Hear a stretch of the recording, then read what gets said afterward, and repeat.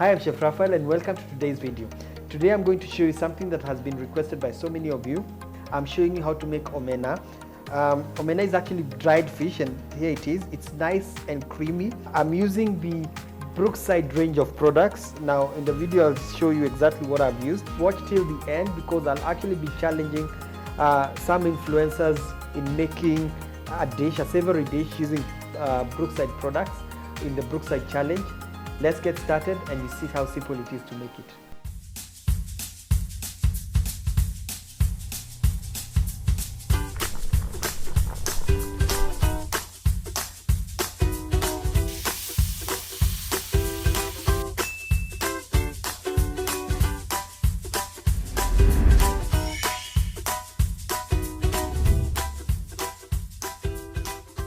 So welcome to another episode. Make sure you subscribe to the channel so you're actually notified whenever I have a new video out, and hit the bell button. And if you like this video, put a thumbs up. Now, before I get to the ingredients for the dried fish, which is omena, let's go with the basket that I have here. So I got this basket from Brookside, and basically what is in here is all you need to make your food delicious this festive season. When it comes to cooking, you need different ingredients and dairy ingredients, and in this box this is what we have. We have milk, full cream milk, farm fresh full cream milk that you can actually use for even the sweets or even making savory dishes. We have whipping cream.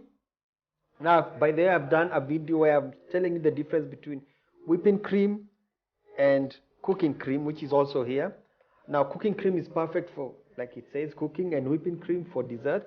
Check on the video so that you actually see the difference. I explained it on that one. I have salted butter. In fact, this one I'll use to make this dish, so I'll put it aside.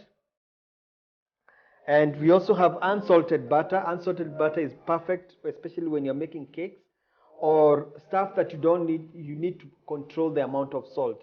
So we put it aside. We have ghee. Ghee is it's from butter, but this is clarified butter, and it's perfect for cooking, especially when you want to cook instead of cooking oil. This can be a cooking oil, and the good thing about it has some nice flavor. I have natural yogurt. Natural yogurt is also perfect, especially in soups. If you're doing the cooking segment, you can use it on.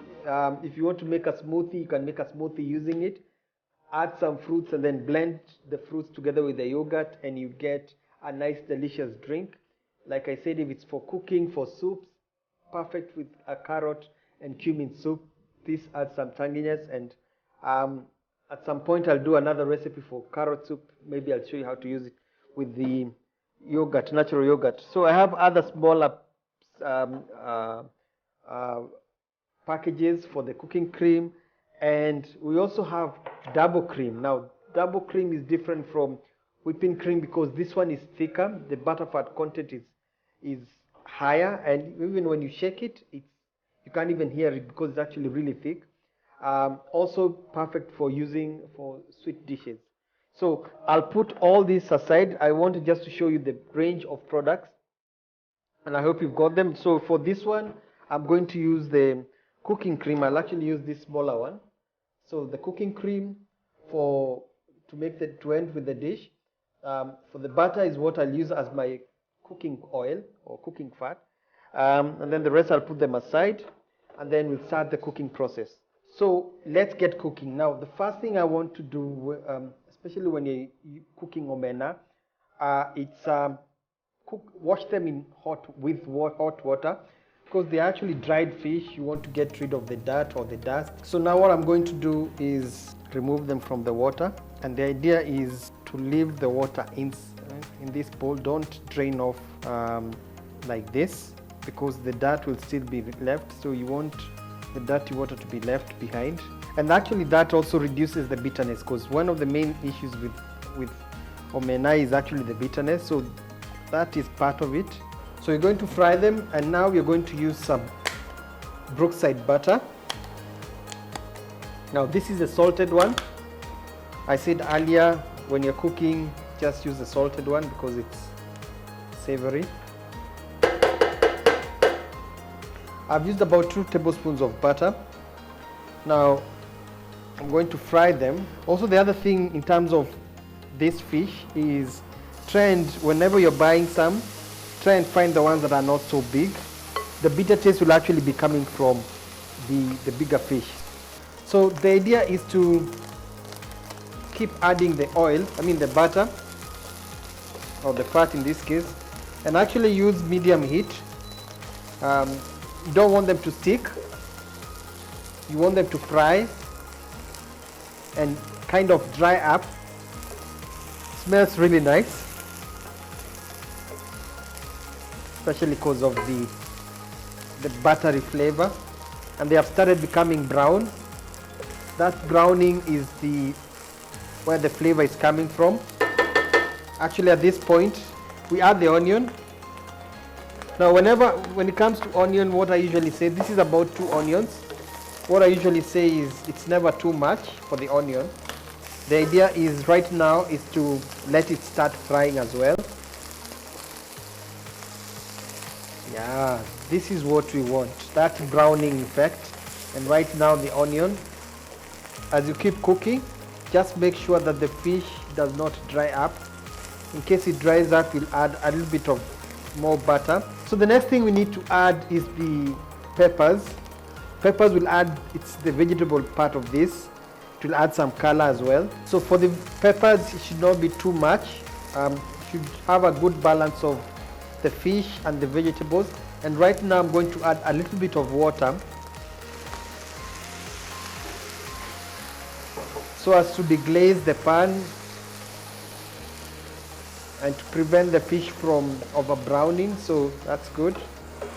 Actually, right now what I'm going to do is add some salt, and then I'm going to cover for about 2 minutes until the peppers start becoming soft. And right now it's actually on medium heat. Now some tomatoes. What I'll do with tomatoes, that should be enough. Yeah, that should be enough. I don't want the tomatoes to stew completely, but so I'll increase the heat. I'll mix them together with the fish, and the tomatoes will start draining their water, and then I'll cover it, reduce the heat a little bit.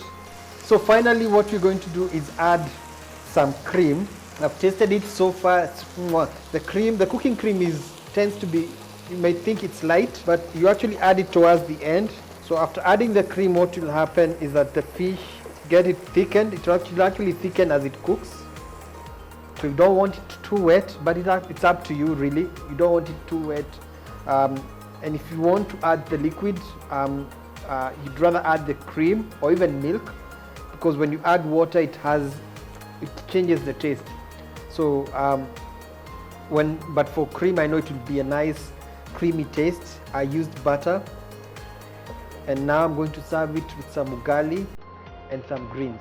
What usually happens when it comes to a stew, the flavors develop over time, and you can have it immediately or even a little bit later. That's the good thing about something like this.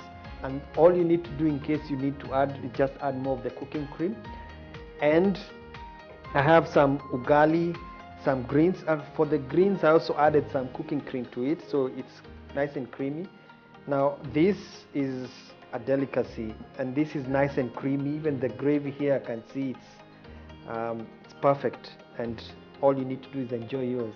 So I hope you've learned something new. Remember, you are using cooking cream and butter from Brookside. This is a recipe that a lot of people have been asking, and now I hope you learned something. And I'm actually doing a challenge. So when it comes to the challenge, now Miss Mandy, Miss Nguru and Shoba, what would you make using the Brookside products for a savory dish? The challenge after you, I've made omena with creamy omena and some greens and ugali.